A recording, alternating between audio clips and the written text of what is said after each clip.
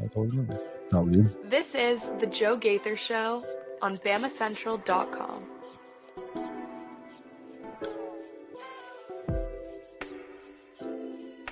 Good morning, Tuscaloosa, Internet World, West Alabama. How we doing today on a Tuesday? It's the Joe Gaither Show on Bama Central, BamaCentral.com. We're hanging out with you in the Derek Daniels State Farm Studios, just off McFarland Boulevard. You're hanging out with us on the Bama Central YouTube channel, on the Bama Central Facebook page, on my own social media machines at Joe Gaither 6. You're listening to us on podcasts, on Apple Podcasts, Amazon, Spotify, Red Circle, BUBBL. Anywhere you get your podcasts, you can find the Joe Gaither Show on Bama Central. We appreciate everybody who has subscribed, rated, reviewed the program on their favorite platforms so much. Our numbers are going up. So really appreciate everybody who is checking us out, sending the show to their friends. I want to start by saying thank you to everybody who sent me birthday greetings yesterday. Lots and lots of you did, and really you made my day so special. If you missed yesterday, we had our friend Jay come in and crash the show talking about the Vanderbilt game and wish me happy birthday, bringing a cake. So big thanks to Jay again for doing that. Mason, you sent me a very nice note who caught me in my field, so I really appreciate that as well. Follow Mason Woods at MAWoods_ on the Twitter machine. He joins us on Tuesday and the rest of the week. We're going to be hanging out with him, and we're going to be hanging out with our friend Michael Brauner from WNSP down there in Mobile here in about 20-25 minutes or so. He's getting off the morning show and joining us, so we're extending his work shift by just a little bit, 6 to 9 down on 105.5 WNSP in Mobile. We're going to be joined by him in just a little bit. We're going to talk about Alabama, Missouri. We're going to get Mason's thoughts on the Vanderbilt matchup. We're going to get thoughts on Jaden Roberts, the offensive line. We got some answers yesterday about that. We're going to talk about where Alabama is in its season. We're going to talk a lot of things for you guys today on a Tuesday, so you can jump in and join us, as we said, at MAWoods_ on the Twitter machine, at Joe Gaither 6. You can find us on the voicemail line at 205-462-7340. Here in just a minute, Mason, I'll let you start talking. I know I need to catch up and load a voicemail from our friend Dax, who went to the game. Dax was very happy. Yeah, went to the game, said he sat next to some Vanderbilt fans, and said that they were annoying, per se. And I will agree with that. They were look, the Vanderbilt faithful were real SEC fans on Saturday. They were rah-rahing when they should have been, and they were trying to cheer their teams back into it when they should have been. So we'll get Dax's voicemail as well this morning. So with all that, good morning, Mason Woods. Oh, man, huge recruiting. So I know that you probably have like 12 articles on your tabs to like keep up with what all you wrote this past weekend. But Alabama having a big, successful weekend from basically Thursday to Friday afternoon. From basically the last day of September through now. So big time Courtney Morgan getting some business done. Good morning, Mason. How we doing? And are your fingers smoking? Yeah, I'm doing good this morning. Doing good. Like you said, big time recruiting week for Alabama the last 7 or 8 days or so. Like I said, the first day or the last day of September there, you land a 2027 commit 4-star offensive lineman, Jatori Williams. And then you follow that up about 48 hours later with another 2027 commit, cornerback Nash Johnson III. Nash. And then once again, you follow that up with a 2026 commitment from 3-star offensive tackle Jared Dowdy. And this is a guy who has been an extremely fast riser in this class. He decommitted from Georgia State in June, and then he picked up offers from like Missouri, Auburn, Georgia Tech, all within like 2 or 3 weeks of each other, basically at the start of this season. Picked up an Alabama offer, I think, second week of September, and now he is the 23rd commitment of the class. So looking pretty good on the recruiting trail for Alabama. And then also on top of that, you have 3 of your probably your biggest, highest profile commits in the class, maybe Jet Tamala, Sadarian Morgan, and EJ Crowell. All of them shut down their commitment or recruitment officially this weekend. So, big things happening in Tuscaloosa. I think Alabama is sitting at the number 3 class in the country right now, but seeming like they may be trying to add some more talent here with just a couple months until the early signing period. So they may be working their way back up to number 1. Who knows? How you feel about I'm shutting my recruitment down? To be quite honest, I could not care less. But to each their own, I guess. In my opinion, I don't really think any of that matters until you actually sign that piece of paper on December 3rd this year, I believe, is when the early signing period opens. I think it's the 3rd through the 5th. Nothing matters until that day. Anything, and honestly, we've kind of seen now that even things don't really matter after that day in some situations. Kids can just kind of get out of those. But no, I'm not gonna put a ton of stock in any of those things. I'm sure if some schools really wanted to come in, swoop in the last minute and make some, big offers from these kids, they're absolutely going to do it. And I'm sure they will for some of them, and they'll probably have to consider those things and so on and so forth. Now, I do think, luckily, in Alabama's case, 2 of these 3 guys are in-state commits. I think I think they've kind of grown up Alabama fans most of their lives, as far as I know, from what I've seen from EJ Carell and Sadarian Morgan. I know some people had talked about Sadarian picking Auburn for a while, but I don't really think that was ever that serious. And then I think with Jet, obviously a bit of a later addition to the class, the Iowa State commit, but seemingly at least he's been pretty locked in with the Crimson Tide. And I think they are pretty happy with what they've seen from him. I don't have the exact stats. Of course, my computer is bugging on me now. It's all good. But he's through like 6 games this year. It's like 1,200 yards, 13 or 15 touchdowns or something. In like 6 quarters, too. Yes, he's ridiculous. playing like a quarter and change in a game. It's crazy. He is absolutely dominating up there in Nebraska. It is very, very special to watch. And did I see Tayden Kawa did the same? Shut down his commitment. I think he did shut down his recruitment. But my real point in asking is, weren't you committed? Yeah, I don't know what this means. I don't weren't know. you committed? Hey, I'm gonna date my girlfriend. I'm gonna make her my girlfriend. But we're gonna go about 6 months down, and then I'm gonna say I'm committing to you as my girlfriend. Yeah, I mean, if I don't know. I guess maybe I can understand it. Excuse me. If you were maybe a lower level, like a 3-star prospect, I guess I almost get it, because then it's like, all right, you tell other schools, don't devote resources to trying to recruit me. But like, if you're Sadarian Morgan, this is not going to stop Auburn. This is not going to stop LSU, USC, Colorado, whoever it is. This is not going to stop any of those schools from trying to recruit you for the next 6 weeks. Nuts. I thought you were committed, guys. I thought y'all said we're locked in with the Tide whenever you had your little party with your friends. You get a nice little graphic with you where you look cool. That's right. That's all it is. I want to be back in the news. Yeah. Good on them, I guess. I want to be back in the news. I want my name to be. And then what happens is, I see my man Mason Woods shut down his recruitment, and I'm like, damn, Mason got himself a nice graphic. I need to shut down my recruitment too.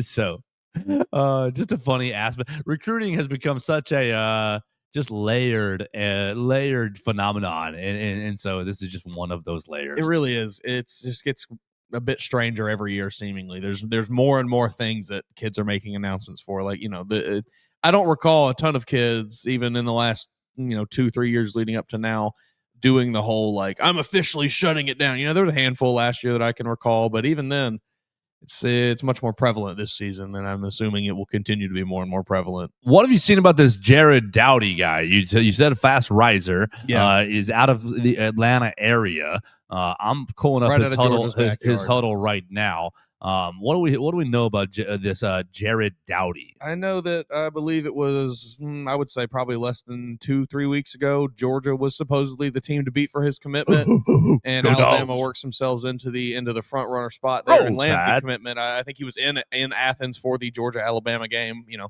Probably not great for the Dogs there in landing Mr. Dowdy. But yeah, like I said, big time riser in this class. He was committed to Georgia State. Was in June of this year, I think. Oh man, he's playing center in this.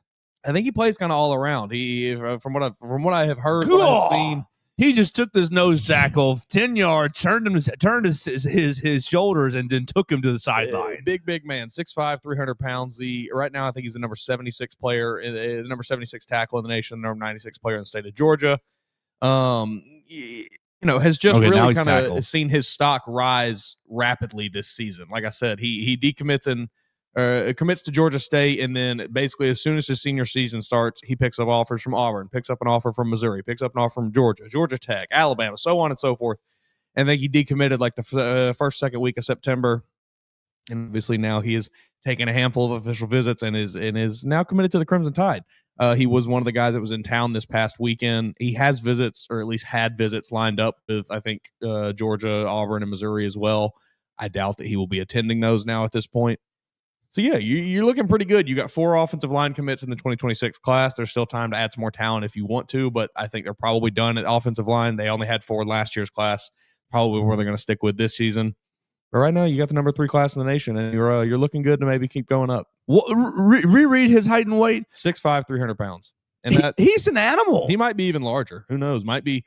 You never really know with these kind of recruiting outlets. You never truly know until they get to campus. Sure. But like he put up his huddle tape. The first clip on his huddle tape. Oh my mercy! The first clip on his huddle tape is a mid-season highlight from this year, and so far we're on 149, a minute 50 of just taking folks for a ride. I am moving you. You have no say in this. You can see why his stock has risen so rapidly. Yes, you have no say. And yes, I haven't seen him go against a man who was okay. Sure. This guy's equal size almost. And he's got pretty good hands too.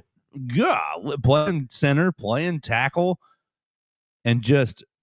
They're saying, hey, that guy go take that defender out of the play, and he's doing it. Wow, this guy has impressive. Oh my gosh, just finishing ability. Another finish, another defender on their rear end, and he's walking up almost after like several of these plays, hands in the air, like I didn't hold him, ref. I didn't hold him, ref. I just finished the block. I just disrespected him.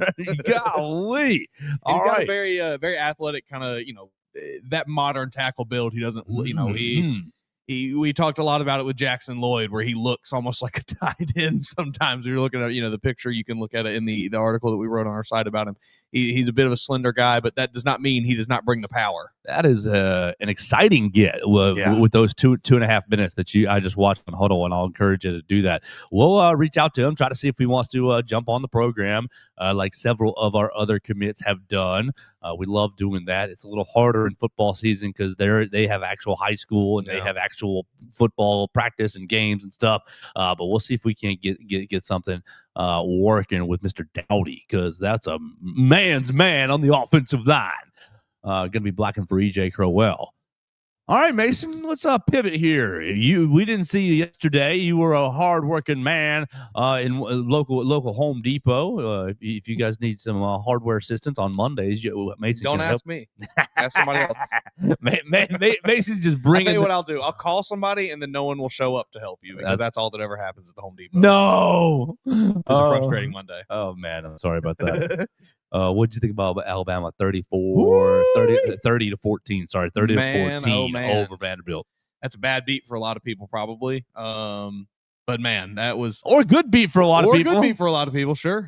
Alabama faithful were gambling on the tide. They're like, we got to get another score here. That was that game. I mean, I think I said it right before we started recording when when we both sat down in here. That game went just about as perfectly as it could have. Just about everything I wanted to see from Alabama, I did in that game. You saw the running game really start to go, and it was not just fluke. It was, we are enacting the run game. We're getting 6-7 yards a carry, and we're looking good doing it. Maybe we were wrong about Jam Miller. Maybe he is that elite back that we didn't maybe give him enough credit for. He certainly looked like it on Saturday against what I believe to be still a very good Vanderbilt defense. But yeah, keep going. Good Vanderbilt team. Yes. But no, I was just, I was blown away. Initially, the panic set in. Obviously, you go down. Ty throws his first pick of the year, which we had talked about. I think we both kind of were like, yeah, this could definitely be the moment for it this Saturday. And sure enough, it happens on the first drive of the game. Not really sure exactly what happened there. I haven't gone back and watched it again. It looked like just maybe him trying to do a little too much, maybe a little miscommunication as well mixed in with it. But yeah, you turn the ball over and then give up the quick score to Vandy. Basically, they kind of march right down the field. I think he gave up a big run to Cedric Alexander right there, and he punches it in from about 30, 40 yards out, whatever it was. And you start to think, oh, good God, here we go again. Alabama gets stopped on the ensuing drive, gives it back to Vanderbilt, and then they march right down the field again, get into the red zone. And, Justin Jefferson saved us all. I think turned the tide of that game with that fumble. Alabama gets the ball back and never really looked back from that point. I think that was really the wake up call they needed. What did you finish the game scoring? You finished the game 30-7 scoring basically from that point forward. So defense locked in, offense locked in. Would have liked to have seen the offense maybe be even a bit more explosive than they were, but I'm perfectly fine with the result that we got. That last touchdown was really, just chef's kiss. That was exactly what I needed to see, was that foot on the throat, stomp them out. I think it was a message. It's certainly. I mean, that the last play, it's 4th and 2. There's 35 seconds left, and you can either just kick a field goal and say, "Good job, guys. We'll take our cover," and it's a 12-point game, Yeah. or we're going to call a real play. I mean, honestly, DeBoer's trying to run the rest of the clock out right there. Sure. But it was blocked so well, and Jam, like, you're gonna score if it's wide Exactly. open. Please, just like I mean, if you think the guys on the field weren't trying to score, there was a lot of emotion in this game, I think. Right. And so Jam breaks free. I'm with you. I think that we might have undersold Jam's impact because his vision, when I went through yesterday for my project, my little film project, and I did my film project on explosive runs, Alabama had 10 runs of 6 yards or more with an 11th quarterback scramble. So 10 called runs with an 11th scramble. That's good. Jam's vision was on full display to me. And he broke not a lot of tackles, but enough tackles to, you ran right through. You took that defender 4 more yards once he got to you, or 2 or 3 more yards once he got to you. So I was really impressed with the running game. You had a handful of different run concepts that I noticed in those explosive runs. You ran inside zone 4 different times for 10 yards or more. Man, I'll tell you what I want to see, though. Jam had a 22-yarder early in the game off power. Oh my gosh! And we're not running a lot of power. Yeah. Backside guard pulls through, or tackle pulls through, and then you have a lead blocker as well. This time was Josh Cuevas. But your tackle / backside offensive lineman kicks out. Cuevas leads through. I feel pretty good about either of those guards. I mean, honestly, either or guards or any of them pulling, getting any of those guys out into a little bit of space. So you ran power basically just once for 22 yards, and I'm like, hey guys, we need to we need to hit that red button again a few more times, and I think they probably will once they go back and really review the tape. That concept worked. Now Vanderbilt played with a little bit of a lighter box, and you can thank Ty Simpson and those wide receivers for that. Bingo. So I was impressed with it. You power inside zone 4 times, power for 1. You had duo for 3 or 4 of them, and pin and pull for 3 or 4 of them as well. So offensive line starting to find a little bit of cohesion in the run game, and Jam definitely helping them do that with his explosiveness and vision. Yeah, it's the weirdest thing. We continue to see them rotate around a bit. I think it was less rotation this Saturday than we had seen against Georgia, but rotation nonetheless. But they're gelling. They are looking better and better each week. So I continue to be impressed by this offense. They have looked better and better each week. We've seen them. You mentioned Vanderbilt, playing with a little bit of a lighter box there against Jam Miller, maybe giving him the opportunities. I mean, there wasn't much they could do because, like you said, Ty Simpson was completely carving them up. Anytime they tried to load the box, it was, all right, well, I'll just get out of this pressure and find Jeremy Bernard downfield for a touchdown, or, whatever it was. There was just nothing Vanderbilt could really do against Alabama's offense. And I think, yes, that may be something to say about the Commodores' defense just a little bit, but I really think it has to do with Alabama's offense starting to click and starting to unlock a bit and really starting to feel the flow of the game. Ty Simpson is not the only one really starting to feel it. Everyone around him is starting to feel it. And I think by the end of the season, this offense is going to be humming. So I put up these explosive runs, and what do you notice about Crimson Tide's running game? And I just got a new reply, and this kind of will take us into a nice pivot. I just got a new reply from Evan Scott Tigers, which I believe is a troll account. But now that I click on it, it is 54 following, 163 followers. It says sports journalist, Mizzou grad, husband, father of 2. Okay, everything is fake, right? His comment: I noticed that it ain't going to work against Mizzou, so they better pass. All right. Well, they'll do that. I mean, that's the thing about this Bama offense that I think is okay. Even if we've seen what they can do even when they can't run the ball super effectively. Missouri, number 1 in the nation in rushing defense. They ain't played nobody, Paul. Ain't played nobody, Paul. I mean, they do have the easiest schedule in the country right now, right? I'm not making that up. I believe that's the stat I saw this weekend. Oh, I don't know about that. I do know that. Okay, let's see if I can let's find that strength of schedule, college football strength of schedule. I believe I saw that on my Twitter feed this weekend. I could be, maybe And my man Wendell Hare wrong. messaged me about that yesterday. I haven't quite got back to him yet. He says, "Is Missouri good, or are they good because of the lack of non-ranked opponents they've played so far?" I guess South Carolina fell out of the rankings by the time that they played them 2 days ago. SP rankings for all 136 FBS teams. Thank you. Let's see this. S&P rankings 130. Let's go down. No, Missouri is all the way down. Dadgummit, Xfinity logging me back into ESPN. Missouri, it was UMass at the bottom. Okay. Let's let this load back through. You've played at least Kansas, and you've played South Carolina. Now, it was South Carolina without Lenoris. Is that right? I believe. Right? Okay, UMass. Where are you, Mizzou? How about we just do Control F in Missouri? No, they're note early on. Their ranking is 8th, but that's not. I don't think that's right. I don't think that. Okay, yeah, here we go. That's strength of.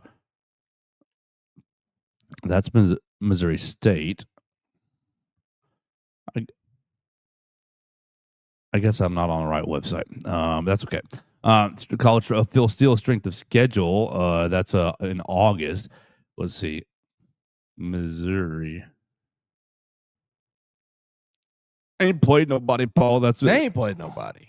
Well, that's what's important here. That's all right. I don't really consider. I don't know that I really consider Kansas.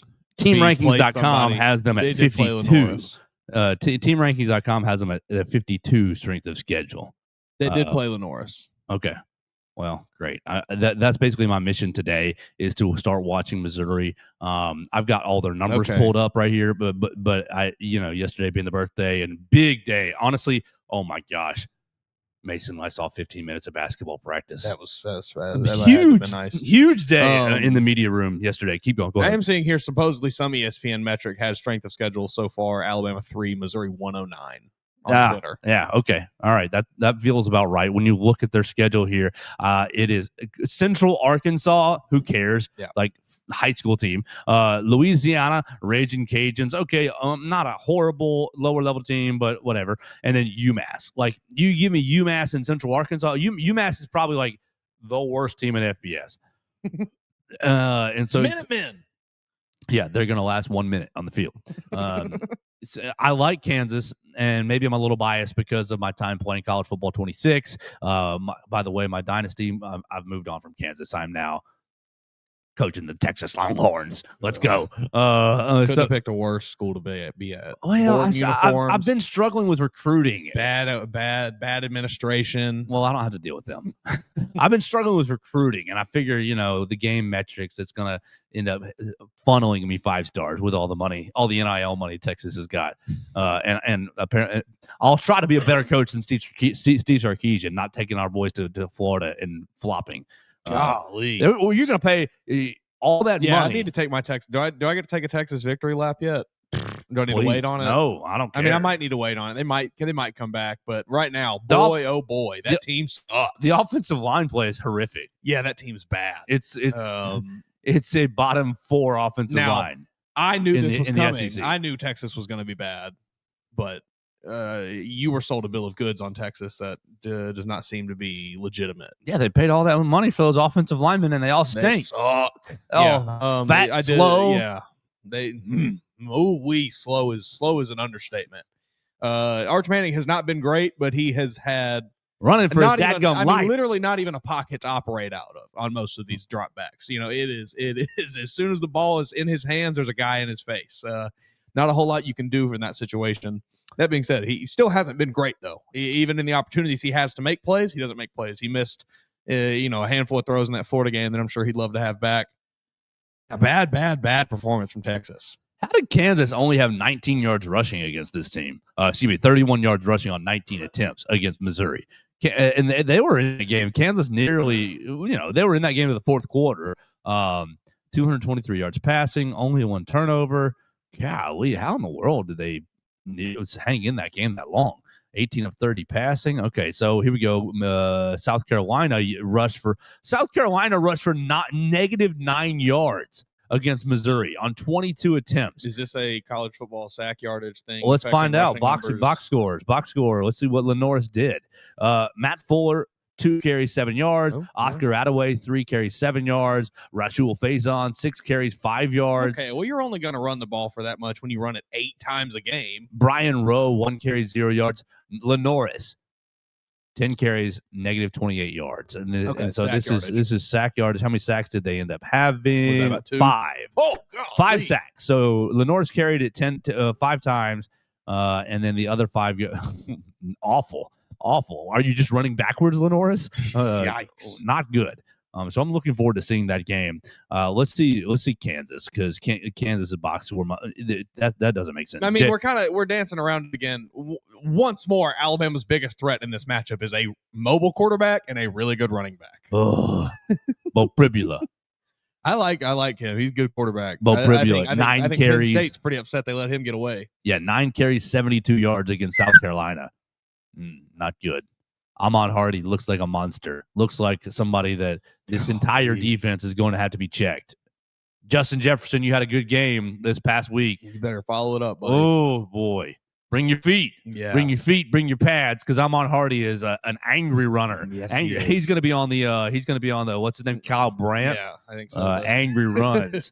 ASAP. Oh, it's 9:06. I bet you. Yeah, I didn't even look at this.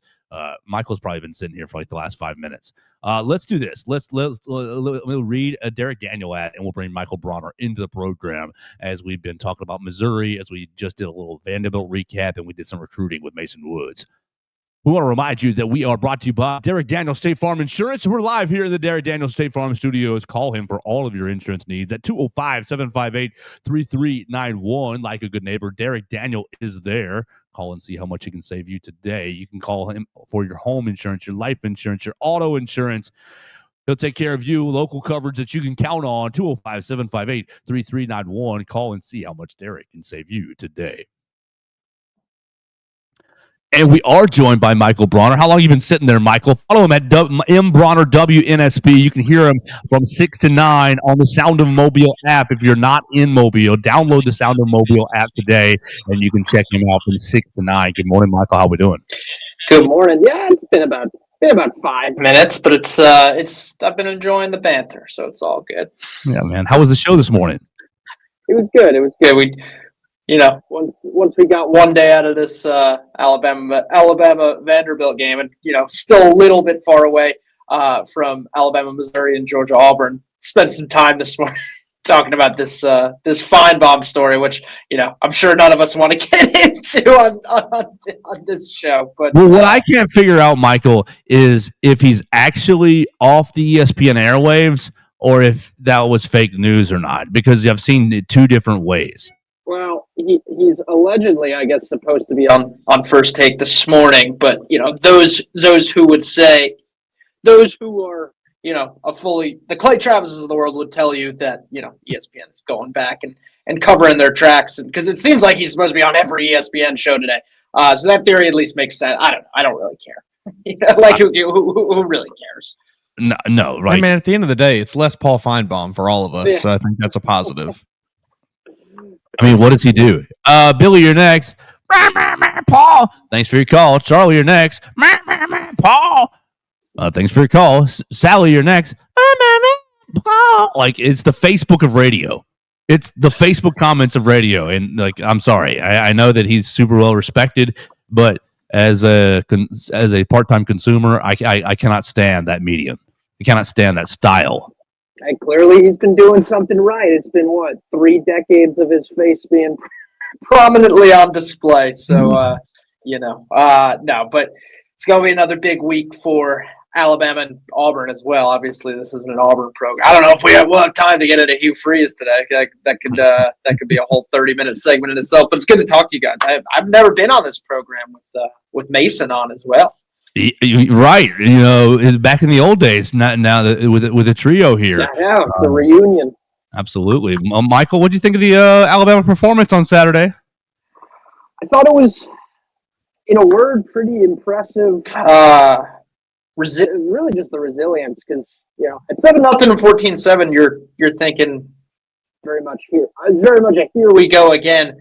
type of deal. It felt very similar to the start of the Vanderbilt game last year, and I think the ability to consistently move the ball through the air on offense makes a huge difference there. And you getting a touchdown at the end of the half, and after they picked up the flag on the targeting on Ryan Williams, I think all of us are probably, oh my god! I mean, they're not going to put up points here, and then bing bang boom, three plays later they're in the end zone. So I was impressed. I admittedly probably did not give Vanderbilt the fair level of respect they deserve. Granted, there's more respect than I had going into the game last year for Vanderbilt, I think, like everyone else. But I probably didn't give them their fair shake going into this one. I thought this was going to be an Alabama domination. I thought Vanderbilt would move the ball fairly effectively. I just thought Alabama was going to kind of come out ripping, the way they did in the first half against Georgia. Because we talked about it when you were on with us, Joe, how gettable that secondary especially is. But instead, at least early, they're running the ball with a good bit of success. And I hated the call on 4th and 1 on the first drive to throw it deep down the field. And what are the chances that you don't get a yard if you just kind of run it up the gut there or just give it to Kadyn Proctor? I guess Grubb was saving that for later in the game. But even if you kind of blow that secret right away, what are they going to stop Kadyn Proctor on third and 1 later in the game? I doubt it. So I would have liked to have seen a run up the middle, and if you score on that drive, I think maybe the game goes a little bit differently than it winded up going. And also Talty misses the kick later on as well. So there were opportunities for it to be not as close. There were also opportunities for it to be much closer, because it wasn't like Vanderbilt didn't move the ball up and down the field. The 2 timely turnovers, which you never apologize for getting clutch turnovers, but things could have been very different if Pavia was a little bit better in the red zone. So, Michael, this team going to the national championship. It's in Atlanta this year, right? 2025. Is that what I'm seeing? Oh, is it? Yeah, I hadn't looked. I feel like he was just in Atlanta. No, that might have been this past game. 2026. How about that? It's in Miami. It's in Miami. Monday, January 19th in Hard Rock Stadium. It's a historically pretty successful site for the Crimson Tide, but you got to obviously get there first.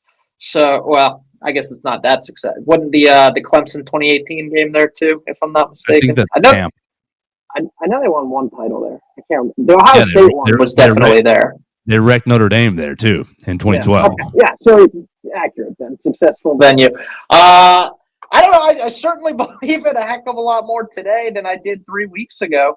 I still think, God, man, we talked about it at Media Days, Joe, the schedule, and granted, I might have discounted Mizzou at the time, but the schedule just really does not let up. I think if you drop 2, you still, playoff obviously put out that little statement before the season about considering strength of schedule. I think you got a chance still to make it at 9-3, but it's going to be tough to only drop 1 the rest of the season and get into the thing. I mean, we've talked about a lot over the last couple of years, the depth of the SEC. I don't think anyone in the SEC is better than Oregon or Ohio State, at least not right now. But there's like 10 teams that you can make a serious playoff case for in the SEC. So you got to handle your business. It starts this week against Missouri, but it doesn't get any easier after that. So you mentioned that. I mean, of these, like you said, probably 7 or 8, maybe even 10 teams that all kind of have a chance to be maybe the top dog in the SEC this year. Alabama is certainly one of them. I think has maybe solidified themselves as kind of the top dog right now with maybe the 2 biggest wins of anybody in the conference. I mean, what is the team that you kind of see as the biggest challenger right now? Who's the team that really stands in Alabama's way of winning the SEC this year? Are you saying on the schedule or in potential SEC not even necessarily on the schedule, but yeah, just the potential SEC championship. Yeah, I guess I'd have to say right now, Ole Miss in terms of a looming threat, just because of what Trinidad Chambliss has been able to do. It's the old Alabama stereotype of having trouble with running quarterbacks, and that's why I think there's going to be trouble this week against Pribula. But it's not really a stereotype if it's true. Saban for 20 years struggled against running quarterbacks. They always they always have a way of, and it's far beyond just Chambliss. Ole Miss is really, really good. I think even better than last year, which is hard to believe based on the hype that they were getting. And, obviously it didn't work out for them, dropped a couple that they shouldn't have dropped to Kentucky and Florida. But I'd have to say Ole Miss. I also, I really, really, really like this Texas A&M team. I didn't think much of Marcel Reed going into the season, but that guy, man, he won me over with the Notre Dame game. There's no doubt about it. He's a gamer, and again, same thing, a running quarterback that is capable of giving Alabama problems. Fortunately for Alabama, neither of them are obviously on the schedule there. So in terms of sneaky, difficult games left on the schedule, obviously it starts with Missouri, but I don't think that Oklahoma. I feel better about the LSU game at home than I do about the Missouri game on the road this week. It looks like Mateer will. I assume I hadn't seen anything definitive on his hand. I assume he's going to be back for that Oklahoma game a few weeks later. Tennessee is probably capable of coming into Bryant-Denny next week and scoring some points. How about a third Saturday in October under the lights? I feel like it's been a while since we've had that. Maybe we'll see. It makes up for the fact, I guess, that Missouri is at 11, which is kind of the worst. I think we knew that before the season, though, because I think you mentioned it at Media Days, Joe, when you said, the difficult road games, 11 a.m. Missouri on the road, and it certainly has proven to be a difficult matchup at the very least. Well, let's talk about that, because everybody's sitting here saying that all the Kalen DeBoer questions are answered. And while I do I am favorable towards Kalen DeBoer and his tenure so far, you are always going to get up for Georgia. Doesn't matter if it's on the road, it's a home, it's on Mars. You are always going to get up for Georgia. And so I don't know that Kalen DeBoer got his team ready on the road, all the questions are answered. Question is actually answered because it's Georgia. You put the name in front of Alabama fans and Alabama faithful and Alabama players, they're going to get up for it. And so you go on the road to Georgia and you perform well. You're always going to come back and try to play well against Vanderbilt because of the revenge factor from last year. Well, now you're going back on the road again. And while you look at the stats, you can see Missouri, a good team, undefeated. You can see them, they're really top 3 in total defense. They're number 1, number 2 in rushing defense. Depends on what metric you want to look at. They're scoring at a higher rate, 45 some points a game. They're rushing quarterback. You can see why you should respect Missouri, but it's still the name Missouri, and it's not LSU. It's not Georgia. It's not Florida, Texas. It's not a traditional SEC power type program, and yet it does have a little number in front of their name, so maybe that will add respect. But it's still Missouri. It's still y'all are the Texas and Oklahoma got more respect as newcomers than Texas A&M and Missouri did in 2014.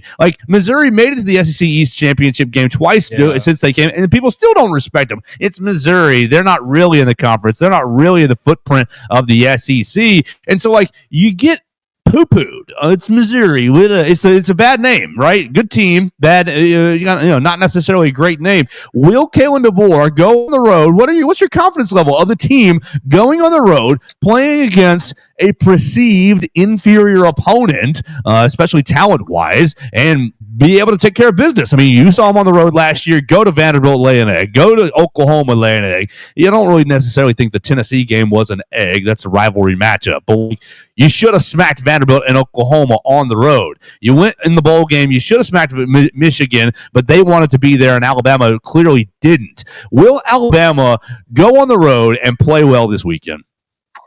Yeah, it's probably and it's so ridiculous to have to say this, but it's probably the best thing for Alabama that Missouri has kind of had a little bit of a cupcake schedule to begin, because they were 3-2 and unranked. Yeah, I do think that little number shouldn't factor in. And if you ask Kalen DeBoer, he'd be the first to tell you, no, we're going to prepare for, obviously he wouldn't admit that, but I think especially in today's era of college football, and especially post Saban, I think it's really, really difficult for these coaches to, even if they can say it all week, but to not let it creep into the back of their players' mind of, we got this. That's what happened at Vanderbilt last year. There's no question about it. And, like I said, I don't know if it necessarily Tennessee was kind of that was a terrible game offensively, but it was the Tennessee game. It was a rivalry game. And then, obviously they performed how they did at LSU. Same thing. Road, they got up for a road game because they're playing against LSU, and everything seemed to go right on offense that night. But I think that the scares of last year have rooted out the complacency. I think it's hard.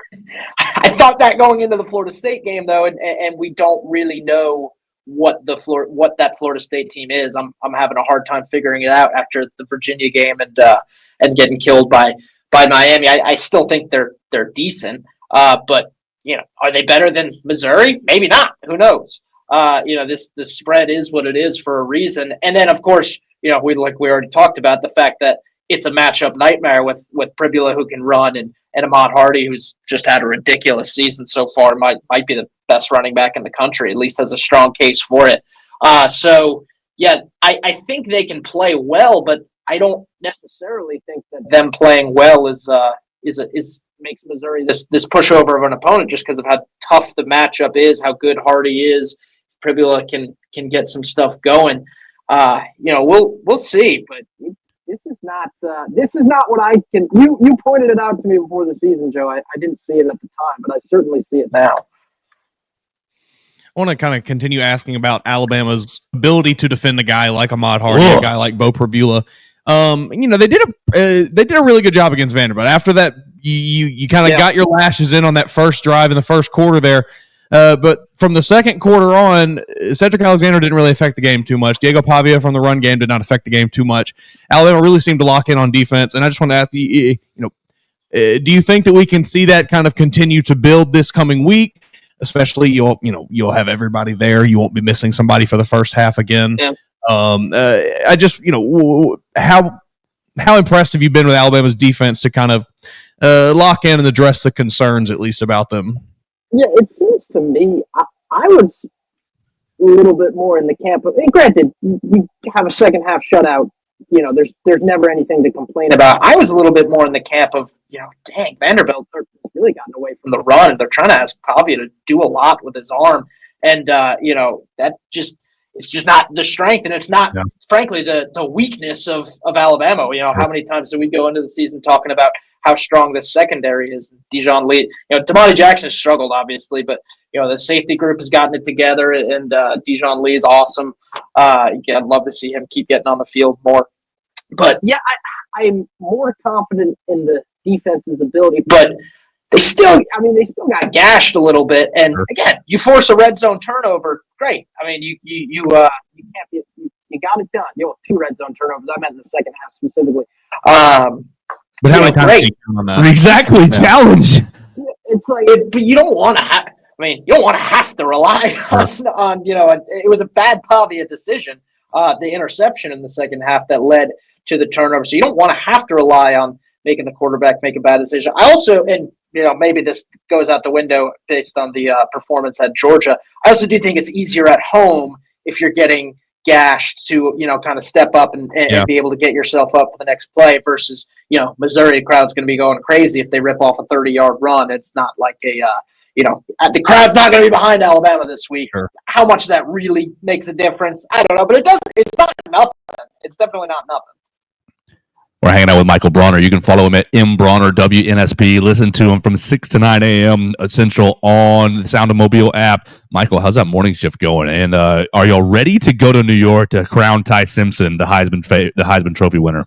Yeah, I was waiting to talk about Simpson specifically. Yeah, I am ready to crown him a first-round pick, maybe first overall. I don't know. Sellers is so good. That team stinks, but Sellers is from an NFL tool standpoint is just incredible.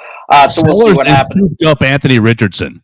He's what they thought Anthony Richardson was. No, because Sellers is a good college quarterback. Anthony Richardson was never not at any point was he a good college football player. But he made that play against Vanderbilt. Maryland.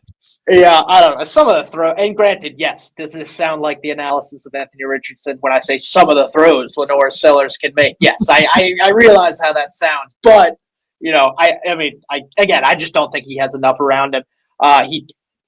It would have stunk if he had transferred, just because I think we all hate that state that college football is in. But I think had he transferred to say Ole Miss, for example, I think it'd be looking incredible. LSU, whoever.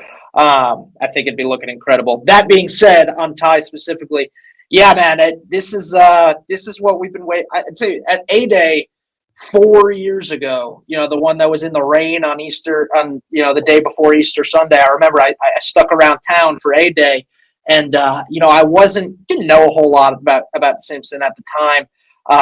Just knew, all right, he's the 4.5 5-star recruit that is the third string right now. Then he comes into A-Day, and I've been saying since then, man, that kid's got some zip. He throws the heck out of the ball, and it's 4 years later or 3 years later, it's come full circle. That's probably my favorite part about. He throws the more talking about how he throws a catchable ball. I don't know if I'd call it a catchable ball because it's just a bullet every time. I'm surprised there hasn't been. I'm worried a little bit that at some point down the line there's going to be a timely drop because Simpson threw the ball too hard.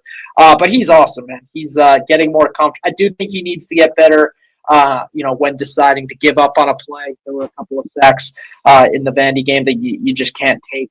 But for the most part, against Georgia, it was, a literal masterclass of quarterbacking, especially in that first half. And even in the second half, Kirby obviously adjusted and they got shut out in the second half. But to be able to flip the field and make a couple of big throws when they needed it so badly late in that Georgia game, and the way he has total command of this offense, the way he has total command of the locker room, I couldn't be higher on Ty Simpson. I got to take, maybe it's not saying much at this point, but I do think that he's going to end up being the best of the NFL guys that are in the league right now. I think Ty Simpson's going to be the best of them at the next level. You mentioned timely drops there, and I just got to get this out. Do we need to have a conversation about Ryan Williams at all? Is there an issue there? Is this something to worry about? What are y'all saying on WNSP, hometown radio? Yeah, probably the same thing y'all are saying. Once you've moved, there can't be any super homerism. Yes, do I know him and know he's a great kid and want him to be great? Of course. Other than that, yeah, you can't be dropping balls that you got to catch. Am I forgetting one against Vanderbilt? Did he have another bad drop against Vanderbilt? Obviously, there was the Georgia. Not that I recall. To his credit, he stepped up late in the Georgia game and makes that play that on third down, I think it was almost a wheel route that he knows he's going to take a big hit on.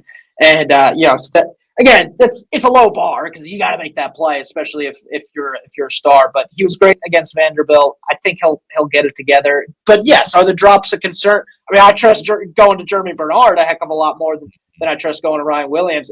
If it's a high ball, you got to climb the ladder. I trust Isaiah Horton more to go make that play right now. And frankly, Latsier Brooks has been phenomenal. So it's probably good for Ryan. Hey, I got other guys they can get the ball. I think it's not that they don't need him because they do need him to make plays, but it is good that it's not the offense doesn't feel like all the eggs are in the Ryan Williams basket with how good Jeremy has been. Horton's starting to emerge. Are the drops concerning? To answer your direct question, yeah, they are a little bit of a concern. We'll see what happens. I was encouraged on Saturday. I think he's going to keep playing well. Are your Patriots going to take Jeremy Bernard or Isaiah Horton in the second round? Well, I was wondering when you were going to ask me about Drake May because obviously we got a top 5 quarterback on our hands. And can we digitally high five? We got the best 2 quarterbacks in that class. Oh, well, we got the best quarterback in the class. I think jury's still out on Caleb Williams. We'll see. Now he was great 2 weeks ago against Dallas, but he's been great this whole year.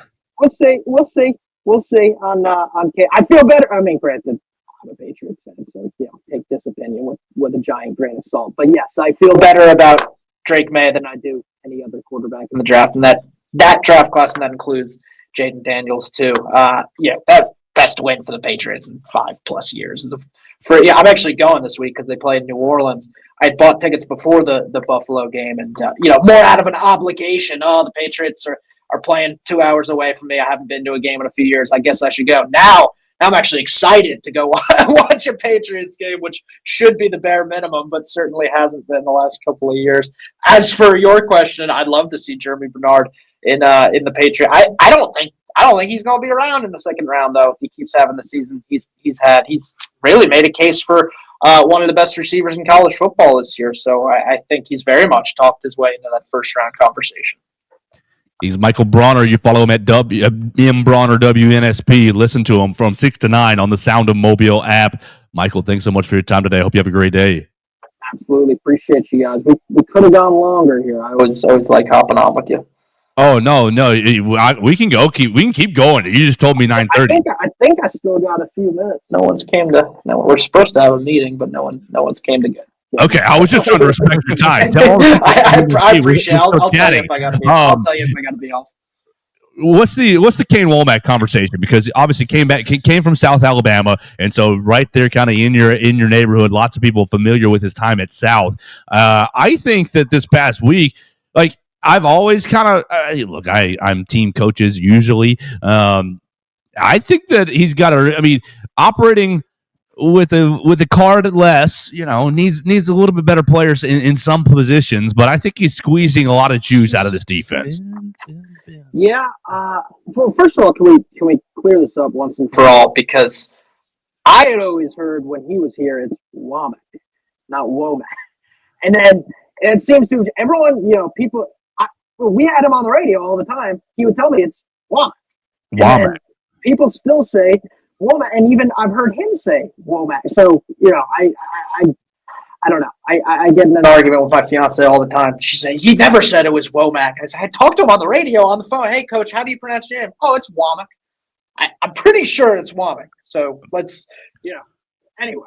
We'll start driving that train. Womack. Yeah, please. In Tuscaloosa, I need that narrative pushed. I'm pretty sure it's Womack. Maybe someone should ask him next time he's at the podium. No, but back-to-back years, he's caught a lot of heat early, and rightfully so. I mean, the performance against Florida State was awful, just as the performance against Vanderbilt, and last year, and the performance, carrying over from the second half of the Georgia game last year in Tuscaloosa was awful. I guess. This is my pretty rudimentary explanation of it because I'm not a film guy. I'm not a scout, but I guess it's something about his system, this swarm defense that he runs that takes some time to grasp. Because the second half of last year, I mean, they were pretty lights out on defense. You think about the Missouri game, you think about the LSU game. Even the Oklahoma game, yeah, I understand what the result was, what it was. Jalen Noto spotted them 14 points in that game. So even the games where they played horrible down the stretch, I still didn't think the defense was anywhere close to the problem. So I hope that if they have turned the corner, it would be earlier than it was last year, and frankly, a little bit more timely than it was last year because they already had 2 losses by the time they went into Oklahoma last year. And again, I think maybe you can still afford 2 losses against just this absolutely brutal schedule, depending on who they're. You can't lose to Eastern Illinois, but I'm hoping that they've turned the corner early. I'm still a little bit, I think Vanderbilt did some nice things, but Vanderbilt's been so good offensively this year. They were never gonna not do anything. Even in the second half, they gashed them a little bit, but you keep them off the board. I hope they've turned that corner earlier than they did last year because they really need them to, especially going into the next 2 weeks, not just this week against Hardy, but with Josh Heupel coming to town next year. They haven't won in Tuscaloosa since 2003.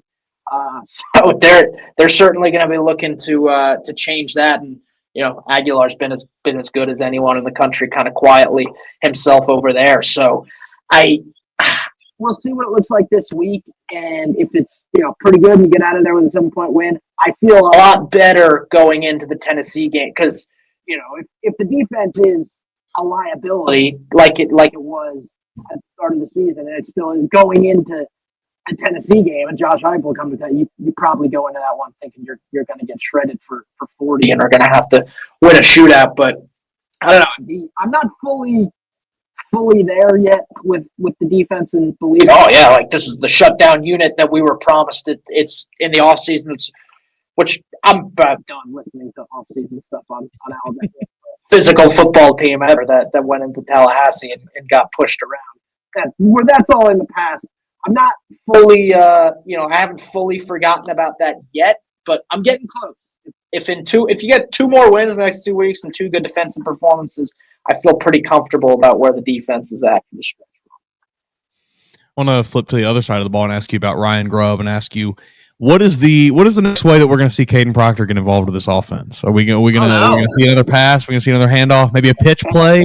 Yeah, maybe I'd like to see like a hitch route over the middle and just what is someone gonna target You can't him? throw a hospital pass to somebody that's 360 pounds. Exactly. Yeah, I want maybe a goal line fade. How about that? I don't know what his vertical is, but he's 6'8", so he has a 8-inch head start on whoever's gonna be guarding him.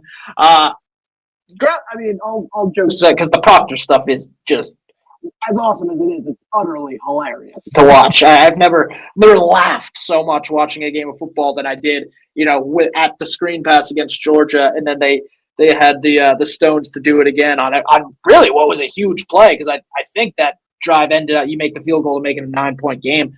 And you don't feel great about Connor Talty from outside of 40 yards right now. So you needed to get that yardage and that first down to set him up. I don't know. Talty's an upgrade from Nicholson, by the way. I know we haven't talked about it. It's Talty.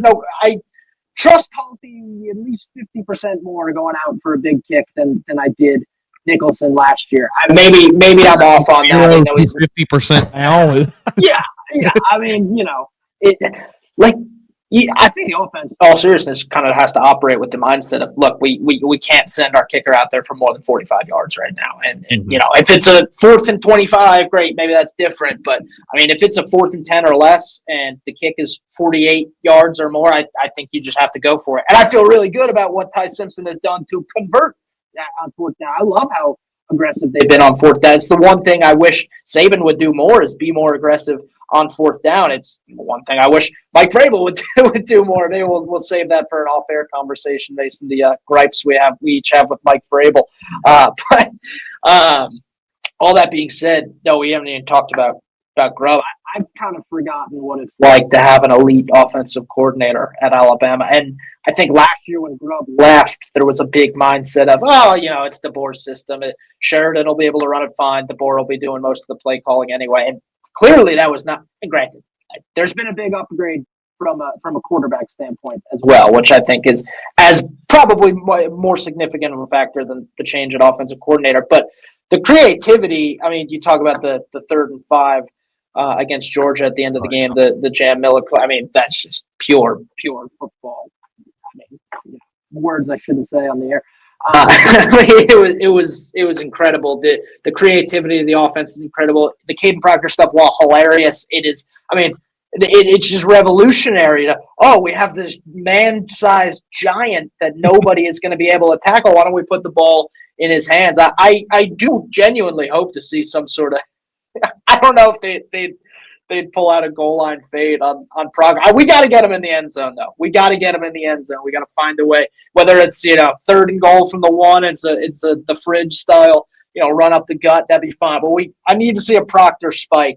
But all that being said, I feel so great about the direction the offense. I hope Grubb doesn't have head coaching aspirations anytime soon because. He is that good, and it has made that much of a difference, and it has been really phenomenal to watch. All right, here's how we get him in the end zone, Michael.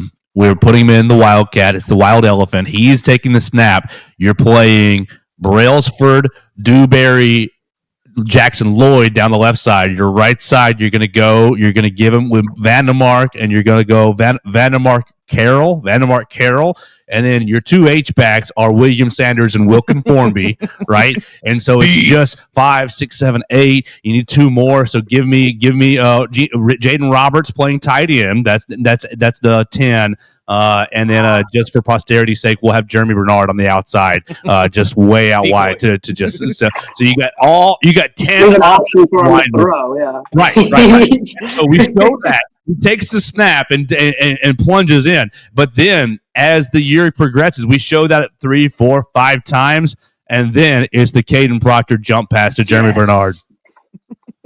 I actually think that is I want to see the Wild Elephant. I mean, I don't know if it would be better to hand it off to him or all jokes aside, literally have him in shotgun and get ahead of steam. Like who's going to stop him from from a yard out, getting those legs churning a little bit? I don't think it's possible to stop him. So I actually would absolutely love to see them mix it in. Maybe they do.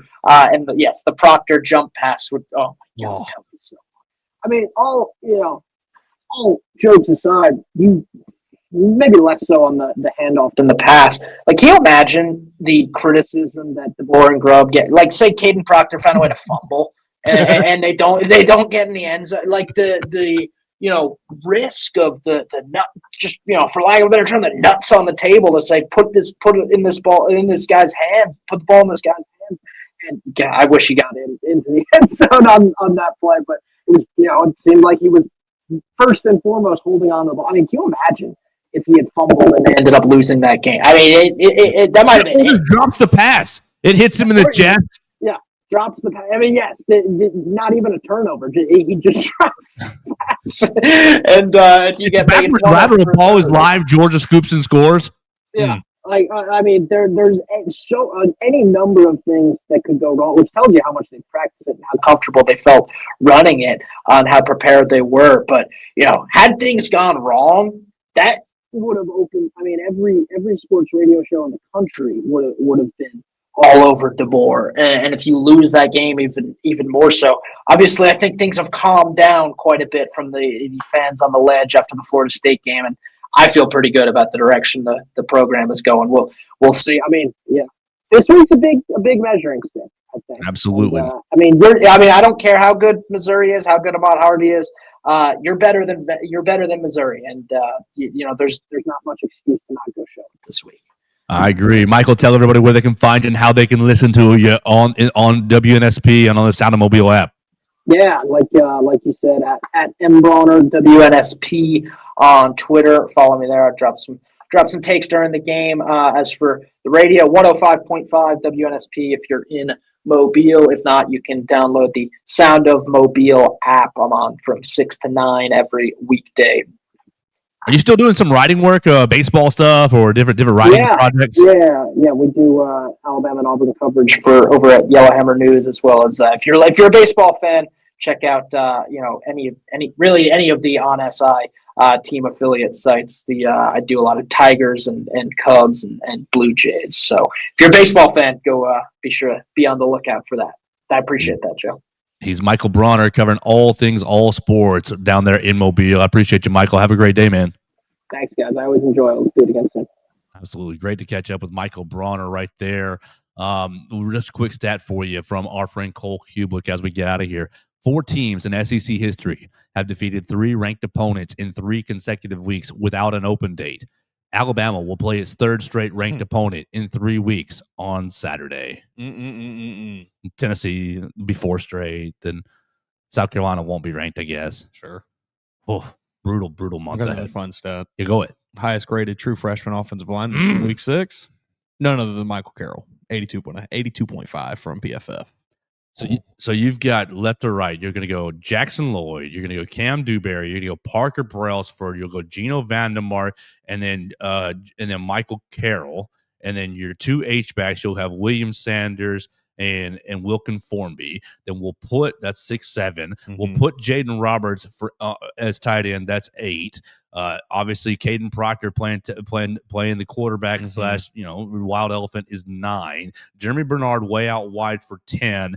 And you like Josh Cuevas to play another tight end role? Or? Yeah, I like Cuevas. Just to really add another layer of. Is there another Proctor could throw it here? Right. Is there another big body? No. So yeah, Cuevas right there. Yeah, I like Cuevas. I mean, Cuevas has shown us multiple times this season that he's a hell of a blocker. Right. That man's not afraid to get in there and lay a hat on a hat. You're not stopping that. I would like to see. You need 1 yard. You're not stopping that. I would like to see a jump pass to Kadyn Proctor in the end zone. Figure out a way to get him eligible with the lineup, and have him just sneak off the line. Just a quick little 1, 2, 3 turn into the end zone, a little slant route, and you're handing it off to Jam, Kevin Riley, whoever it is, and just 1, 2. Touchdown, Kadyn Proctor. Man. Right, he gives you the down block look. Whoever's supposed to be guarding him as a tight end just disregards him into the end zone. Mm-hmm. Yeah. What are we calling this package of this offensive lineman? The beef package? What is this? What is this formation we're calling it? I need to go back and watch Dumbo the elephant. We need to go watch it. Go figure it out. Like what they're calling the pride. Isn't that what they call a group of elephants? A pride. Yeah, I think that's right. The pride package. But that would not go over well with the older group. The older Alabama fans, they would not take it the right way. It's pride of elephants. It's not anything else. Come on, guys. I mean, look, if we're being, I don't think they'd do it. But there's no reason they shouldn't. If you're sitting on the goal line at 3rd and 1, you send the pride package out there for 2 straight plays, you get you a touchdown, buddy. A group of elephants is most commonly called a herd, or less frequently, a parade. The parade package. Yeah. I like that. Oh, that's great. That's great. So we'll see if Ryan. I mean, he's in there. Just how many plays do you think that he has? You know, there's a section in that binder full of plays that he's got labeled Kadyn Proctor. The section in the binder is called ha ha ha ha ha ha ha ha. Wonder if this will work. This is lol. LOL. We'll see. Oh, if this, man. We're gonna LOL. You emoji, right? You know, LOL. You have to prepare for this deep in the back, because you're gonna have to. That's the crazy thing. Defenses. We have not seen the last play with Kadyn Proctor. No, and defenses are going to have to, from now on. Mm-hmm. Alabama lines up. Where's 74? Yep. Oh, he's playing left tackle. Fine. Oh, yeah. And then they're going to go, oh, he's playing. Is he tackle eligible at left tackle? Oh, he is. Now what do we do? Like, it's going to be 10 minutes of practice for Alabama's opponents for the next. It's just one more extra wrinkle you throw in there. What we really got to do is figure out how to get another offensive lineman involved. Can we get Jackson Lloyd out there running some routes? I feel like he could do it. I feel like he can too. I think he's pretty athletic. Wasn't he dunking the basketball over in California? Yes, he was. That's what we got to do. We got to have a whole fleet of dual threat offensive linemen. You're just like, what number? Who's who? Yeah, that's what maybe. And then just really for good measure, let's get a receiver wearing like number 67. Right. Jeremy, we're switching your jersey today. Really, just confuse everybody. Oh, man. Well, we've had a lot of fun. I've got to get out of here. I've got a big day. You've got a big day, Mason, covering recruiting. Follow Mason at MAWoods_ on the Twitter machine. Yeah, we're watching Kamari Bing today. Oh, big decommitment. Maybe going to be happening for Alabama. Big decommitment from Kamari Bing. So we'll see if he chooses the Crimson Tide. Picked up an offer about a month ago. Joining Jaira Edwards. Yeah, teammates with Jaira Edwards. Both of them have helped St. Francis to, I think, 5-1 this year. Absolutely. So we are going to get out of here. We're going to the Malmore Athletic Facility to talk to the football players, and we're going to talk to you guys tomorrow right here on the Joe Gaither Show, where we are endeavoring to get Joey Van Zimmerman, Missouri Tigers, on SI to give us an in-depth look at the Missouri Tigers. I'm going to spend, after we're in the facility, the rest of the day watching Missouri Kansas, watching Missouri South Carolina. Just a little sneak peek. Very similar offensive line to what Alabama has faced a couple times this season. Yeah. A lot of grads. Oh, yeah. Old men. But old men. So Eli Drinkwitz probably preparing special things for Kane Womack, and we're going to talk about that the rest of the week right here on the Joe Gaither Show on Bama Central, BamaCentral.com. Thanks for joining us on today's edition of the Joe Gaither Show on Bama Central. Keep up with Joe on all his social media pages at Joe Gaither6. Subscribe, rate, and review the show on Spotify and Apple Podcasts, and be sure to read us daily at BamaCentral.com.